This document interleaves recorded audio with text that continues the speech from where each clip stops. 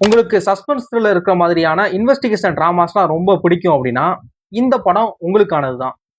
கௌதம் மேனன் டைரக்ஷன்ல மம்முட்டி நடிச்சு ரீசெண்டா தியேட்டர் ரிலீஸ் ஆன மலையாள படம் தான் இந்த Dominic and the ladies purse.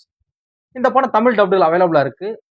இந்த படத்தோட ஸ்டோரி என்ன அப்படின்னா, மம்முட்டி வந்து ஒரு எக்ஸ் போலீஸ். இப்போ அவர் வந்து ஒரு டிடெக்டிவா இருக்கிறாரு.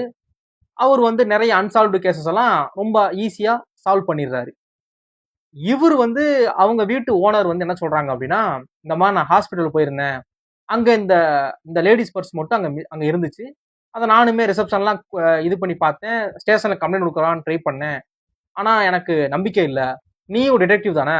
இந்த பர்ஸ மட்டும் இதோட ஓனர்கிட்ட குடுத்துரு அப்படிங்கிறாங்க.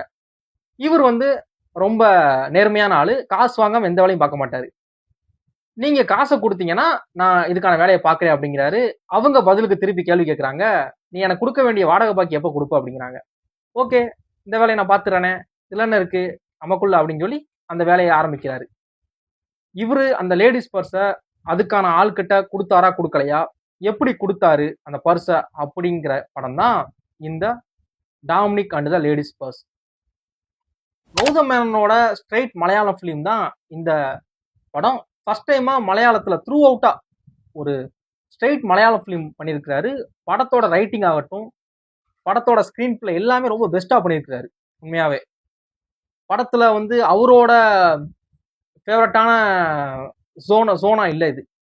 லவ் ஜோன் அந்த மாதிரி எதுவுமே இல்லாம டோட்டலா ஒரு அவுட் ஆஃப் பாக்ஸ்ல ஒரு படம் பண்ணியிருக்காரு.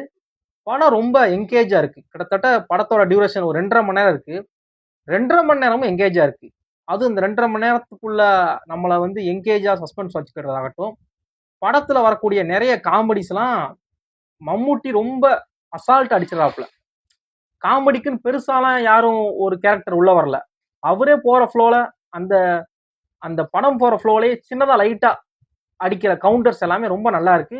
அது எல்லாமே நமக்கு பயங்கரமா சிரிப்பு வருது. இந்த படத்தோட மியூசிக் டைரக்டர் தர்புகா சிவா வந்து படத்தோட மூட வந்து இன்னும் என்ஹான்ஸ் பண்ணியிருக்காரு. இப்ப கௌதம் மேனனே சொல்லியிருக்காரு, இந்த படத்தோட சக்சஸ பொறுத்து இதோட அடுத்தடுத்த சீரிஸ் மாதிரி பண்ணல ஐடியாங்க இருக்கேன். பார்ட் 1 பார்ட் 2 மாதிரி. இப்ப லேடிஸ் பர்ஸா அடுத்து வேற ஏதாவது ஒண்ணு கண்டுபிடிக்கலாம். டிடெக்டிவ் அப்படிங்கிறப்ப அடுத்தடுத்து அவர் லைஃப்ல கண்டுபிடிக்கிற விஷயங்களை ஆட் பண்ணலாம் அப்படிங்கிற ஐடியால இருக்கேன் அப்படின்னாரு.